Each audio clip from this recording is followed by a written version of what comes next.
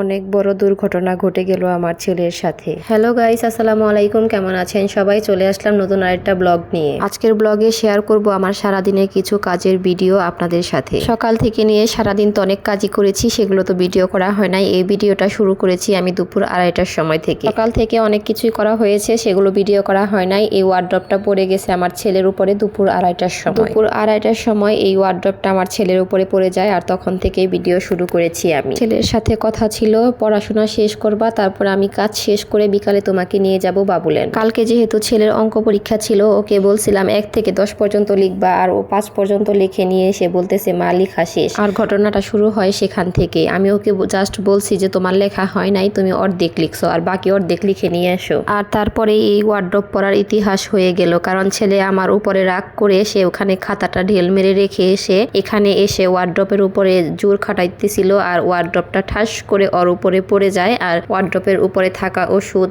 Mug সবকিছু ভেঙে যায়, কাপড় চোপড় সব বের হয়ে গেছে ওয়ার্ড্রপ থেকে। তারপর ছেলের কান্নার শব্দ শুনে রান্নাঘর থেকে দৌড়ে এসে দেখি ছেলের উপর ওয়ার্ড্রপ পড়ে আছে। আমার ছেলে প্রচুর ভয় পেয়েছে, খুব একটা ব্যথা পায়নি। প্রথমে ওর ঘাড়ের উপরে ওয়ার্ড্রপ পড়ছিল, তারপরে হচ্ছে ওর পাটা ওয়ার্ড্রপের নিচে ছিল। ছেলে আমাকে ভয় পেয়ে বারবার বলতেছিল মা এগুলা উঠাও, বাড়িওয়ালাকে ফোন করো, এগুলা পরিষ্কার করো। তারপর আমি ওকে কান্না থামাতে বললাম, একটু পানি খাওয়াইলাম, কারণ হচ্ছে ও প্রচুর ভয় পেয়েছে বুঝলাম। আর তারপরে ওকে ঘুম পাড়াই দিছি। ঘুম পাড়ানোর পরে আমি চেক করতেছিলাম যে কোথায় কোথায় ব্যথা পাইছে, কোথাও কেটে গেছে কিনা। তারপর দেখলাম যে না, কোথাও কেটে যায় নাই, জাস্ট একটু ব্যথা পেয়েছে। তারপর ওকে ঘুমটুম পাড়ায় রেখে তারপর সব ক্লিন করেছি। ক্লিন করার পরে এখন বাজে 4:30, আর আমি এখনো দুপুরে খাওয়া দাওয়া করি নাই। এখন দুপুরে খাওয়া দাওয়া করব।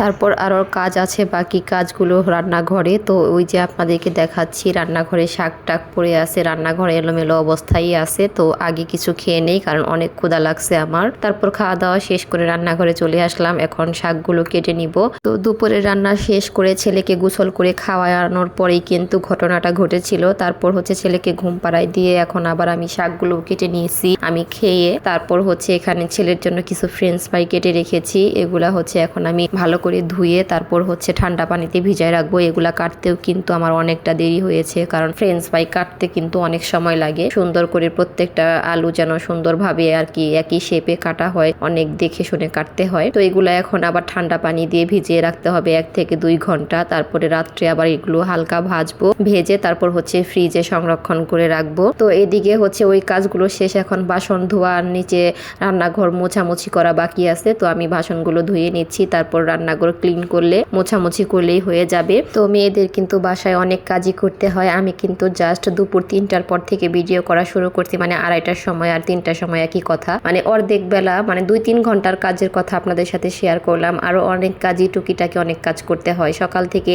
নিয়ে ছেলেকে নিয়ে স্কুলে গেছি, তারপর হচ্ছে বাজার করে নিয়ে এসে রান্না করছি, ছেলেকে গোসল করাইছি, খাওয়াইছি। এখানে আবার দেখেন 2 কেজি রসুন আনা হয়েছে, এগুলো কিন্তু আমাদের কাটতে হবে, ব্লেন্ডার করতে হবে। তো 6টা বেজে গেছে অলরেডি আমার রান্নাঘর ক্লিন করতে করতে। এখনো বিছানার উপরে কিছু কাপড় আছে, ভাঁজ করা হয় নাই, আর কিছু কাপড় ভাঁজ করে রেখেছি। তো ভাইয়াদের উদ্দেশ্যে কিছু কথা বলি। প্রত্যেকটা মেয়েরই সংসারে অনেক কাজ করার পর ফেসবুকে কাজ করে। যদি মেয়েরা ফেসবুকে আপনাদেরকে বেশি সময় না দিতে পারে, আপনারা মনে কষ্ট নেবেন না, আপনারা আমাদের পাশে থাকবেন। আমরা যতটুকু সময় পাই আপনাদের পাশে থাকার চেষ্টা করি। সবাই ভালো থাকবেন, আল্লাহ হাফেজ।